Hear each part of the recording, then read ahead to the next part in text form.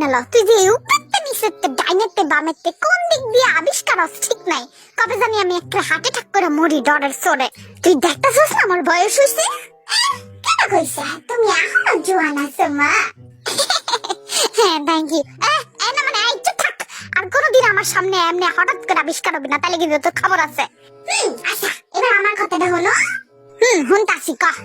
ওই যে আমি আছি না, রাস্তা দিয়া যাইতাছিলাম না, আর অনেকগুলা মাইয়ারা আছে না, আমারে খালি ঢিল মারে।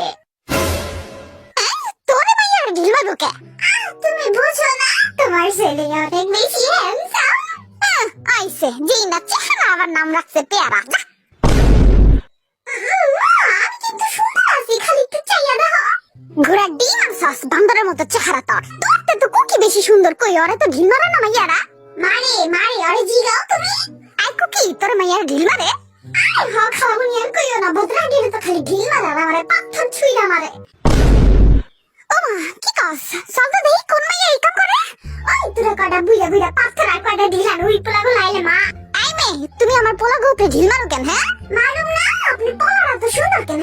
রাস্তার নামলে খালি দেখতেই মন চায়। মা দেখছো দেখছো আমার কিন্তু সুন্দর হয়েছে। আই তো গরু। এই যে শুনেন শাশুড়ি আম্মা, ওরে কিন্তু আপনি বকবেন না, ও কিন্তু আমার জামাই লাগে বুঝছেন।